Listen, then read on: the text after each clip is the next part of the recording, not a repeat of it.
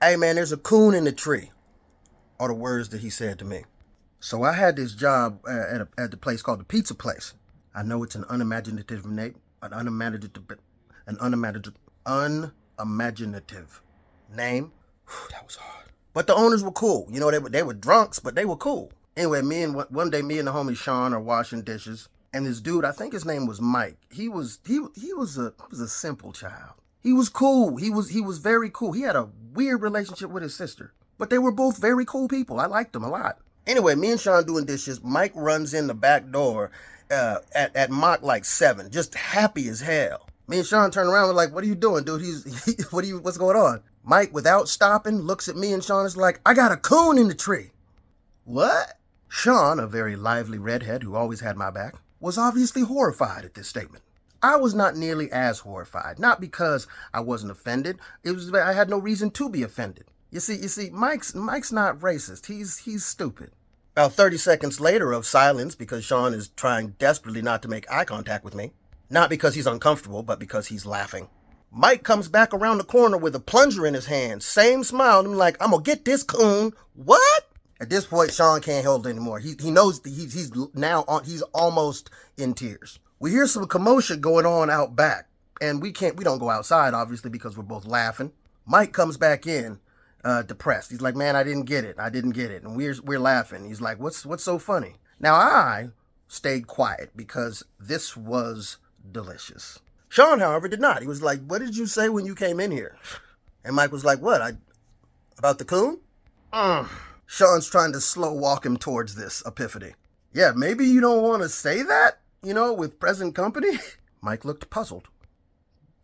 "But there was a coon in the tree." "Oh, you poor baby." I just patted Sean on the shoulder. It's okay, bro. No, I know you trying. It's okay. It's fine, Mike. Mike went about his merry way, unbeknownst to anything. Sean shook his head and said, "White people be crazy." About 10 minutes later, Mike came back, and I don't know who, but somebody apparently had told him the things. Now, I know I have called Mike stupid a number of times in this story, but that's because that's how he said it to me. He came up to me, he was like, "Man, I don't even know. I didn't mean it. I wasn't even. Oh, dude, I'm just stupid. I'm not racist." And I was like, "Bro, don't worry about it. It was an honest mistake. It was a weird mistake. I don't think it's a weird mistake, but it's cool, dog." His embarrassment probably did last a little longer than it should have because we kept reminding him. And he really was a good sport about it because I think he wanted to make sure that everybody knew that he was not racist. He was just stupid. My mom once cussed out a doctor for not knowing doctor shit. When I was in like 3rd or 4th grade, I had to go to the infirmary because I had these red spots all over my body. I felt fine. It was nothing, but everybody was panicking. They called my mom, told her to come in. My mom gets a call that something's wrong with her kids, and she's an hour away from the school. She jumps in the whip going 95 on 95, gets to the school in a panic. First she goes to the nurse. "What's the problem? What's going on?" "Well, he has a rash or he has gotten into something and he won't tell us what." Mom looks at me. "What's going on, Nathan?" I show her my arm like, I don't know. I'm fine. Mom take one look at my arm, then looks at the doctor sideways. "For real?" Doctor's like, "Yeah, maybe if you told us what he's allergic to, we wouldn't know any of these." Mom's like, "He's albino and he was scratching a bug bite, you stupid mother." Doctor like, Meanwhile, I'm like, she cussed that doctor all the way out. Remember, people, just because some people don't like confrontation does not mean they're afraid of it.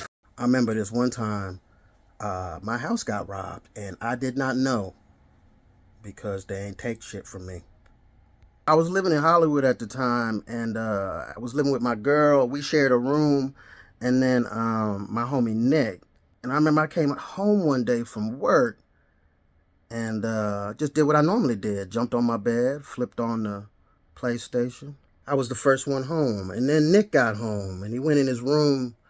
And then Tiffany got home and she came in and Nick came out of his room. He was like, "Hey, where's my Blu-ray player and my PlayStation?" I was like, "What you talking about? It's in your room, ain't it?" "Nah, bro, my shit's gone." And then Tiffany was like, "Where's my computer? Where's my laptop? Where's my phone?"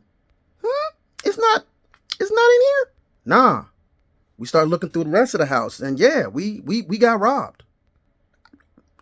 I would like to say that I was home for like 20 minutes before this all went down, but it wasn't. It was hours, like 3 or 4 hours and then we called the cops and they came and And they was like, so what all got taken? And Tiffany and Nick started telling the cops what all got taken. And then I wasn't saying nothing. And the cop was like,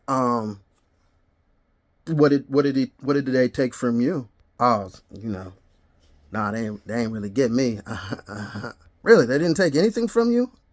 Nah, man, they didn't take. Did you do it? Did I do? Nah, man, I just ain't made it yet. Do you know what it's like for people to get robbed around you? He stole multiple things from my girl Tiffany. We share a room. I started getting mad. I was like, man, I ain't fucking do this shit. I go to say something like, man, they could have stolen this, and realize I ain't got shit to say. I could not think of one thing that they would have robbed me of. My TV was one of them old school TVs. It took 3 of us to carry it inside. I had a gang of Disney DVDs, a flip phone with a broken screen, but it still worked though. You can call on it. I had a PlayStation 2 or 3. I can't remember which one it was. It had duct tape on it, but still, it worked kinda. I didn't like the way that the cops was looking at me. They was looking at me like, you either a thief or a dog. You need to get your life right. Now, the reason I'm telling this story is because that was like 10 years ago. And my life is a lot better now. Even though I still really only have those same Disney DVDs, a cell phone that don't call, and the PS4 that sounds like a jet engine taking off from Heathrow when you turn it on. I know the come up is coming, but the come up comes slow.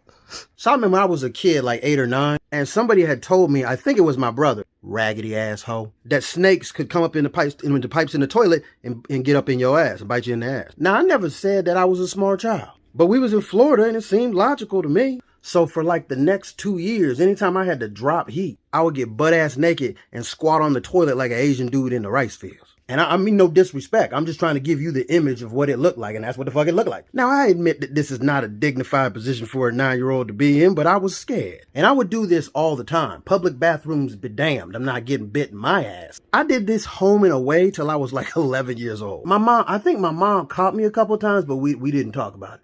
The reason I know I stopped doing it when I was 11 is because on my 11th birthday, we was at Red Lobster. This is fine dining if you grow up poor. They're the best guys. I remember it was my birthday. They had me in a lobster hat, but they gave me, I got cake. So everybody having a good time. I'm happy because the one day a year I get to eat whatever the fuck I want. I'm eating cake. I'm drinking the butter, slapping niggas at random tables. My birthday, bitch. Nah, I ain't doing that. But anyway, I had to shit. So I went to the bathroom. Nobody was in there. Went to the wheelchair stall, as you do. And I prepared myself. You know what I'm saying? Got bucket naked. Even socks, like no socks, because you can't get the grip right. Because socks are too slippery for porcelain. You feel me? You gotta think about these things. So I'm in there dumping out, and I hear somebody come in the bathroom. Okay, now all these next things happened in an instant. They were simultaneous. Dude comes in, goes straight for the stall, but he's a top reacher. Like he grabs from the top of the thing, not the handle. Well, the stall happened to be one of them ones where if you jiggle it too many times, it'll just jiggle itself open. And that's what happened. I also did forget to mention that I did not take the lobster hat off my head when I went to the bathroom. I don't know why. It was my birthday. Shit, I didn't want to take it off. Anyway, he gets one look at what's happening and what the what? What I'm supposed to say? I'm a butt naked albino squatting on the toilet with a lobster hat on. I just looked at him.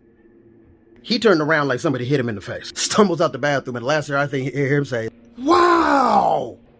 Now, when I got all dressed and clothed and, back to my family, he wasn't in the restaurant no more. And I remember seeing him on the way in. His family was still there, though. So I don't know. He might still be walking somewhere, just trying to figure it out. Because he can't tell nobody. How's he going to tell somebody, hey, I was in the bathroom, I saw a naked 9-year-old. Oh, stop hitting me, stop hitting me. Which is sad for him, because it's a crazy story to tell. There was a naked albino squatting on the toilet with a lobster hat in the bathroom. That's a lifetime story topper that you can never tell. I mean, you can tell, but I wouldn't. I would, but you shouldn't. So I'm just saying, man, if you out there, strange man from the bathroom, it was snakes. That's what it was. I was afraid of snakes. Sorry. Man, why are you in the dryer? I was like 21 at my homie Ryan house party. There's like 60 people in this 1-bedroom apartment. But I didn't care. I was already faded. Me, Ryan, and Bobby had finished off a half gallon of rum before the first person showed up. Faded. So the party's getting a little disruptive, I guess. And we're just waiting for the cops to show up. Finally, we're here. Whoop, whoop. Everybody takes off running. But it's a 1-bedroom house and there's like 60 plus people. Not a lot of wiggle room. People jumping out windows, hiding under beds, taking off into the woods with no shoes. I was like, damn, Dad, I'm gonna hide in the laundry room. Go to the laundry room and I hear something in the dryer. I open it up and the homie's in the dryer. First of all, homie like 5'9", 200 pounds. I don't even know how he did that. Second of all, he's a cop. I was like, what you doing? He was like, don't tell nobody, shut up. I'm like, dude, you a cop. He was like, yeah, and I'm on all the drugs right now. So I closed the dryer and hid in the hamper. We didn't get caught. It wasn't until we were sober that we realized that none of us had to run because we were all of age. We were just used to it by that point. When I was a kid, someone from the KKK tried to recruit me. Let's talk about it. When I was a kid, I went to a school in Florida and I was on track team. When I was like 9 or 10, we went to a track meet at a military base in South Carolina. Like for the weekend, we got to stay on the base.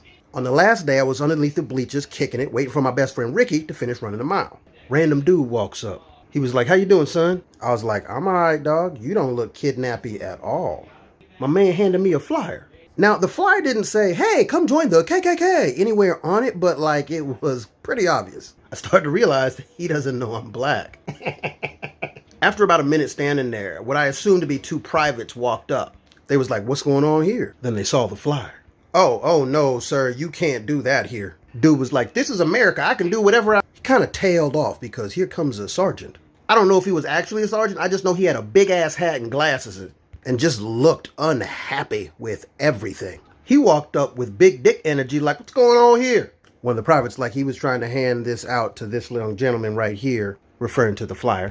Sergeant took the flyer, looked at the dude, looked at me, looked at the dude, looked at the flyer, looked back at me and was like, are you okay, son? Yeah, I'm good. Okay, good. What the hell is wrong with you? How stupid are you? Can't you see this is a black kid? Look at the hair. Look at the lips. Rude. Now you will get off of my base or I will put you off of my base. You could tell dude didn't really want to go, but he also understood it was like 3.5 against 1. So he starts to slowly walk away, mumbling under his breath. Got about 10 feet and said, you fuckers are a disgrace to America, or something along that line. When I tell you that the sergeant transported his being that 10 feet like he was Nightcrawler and was already halfway whooping his ass before anybody knew what was happening. Like in his ass, like a professional grown-up ass whooping. You ever seen somebody get their ass whooped so bad that when the fight's over, their pants is down? Yeah, that type of ass whooping. He didn't even take off his glasses or his hat. Whooped his ass full and proper. The 2 privates looked like they didn't know what the fuck they were supposed to do. Meanwhile, my face is like... He calmly walks back after beating the brakes off this motherfucker. Looks at me, he's like, are you okay? I'm like, I'm fucking great. Looks at the privates like, get that off of my base. And just walks away. 2 privates looked at each other, picked up the dude, and I don't know where they took him, but they took him away. That's all I'm trying to say. And that's how I almost got recruited by the KKK. Not that I would have signed the paperwork or nothing. You know, I'm just saying, they tried. And that's on being a black albino, y'all.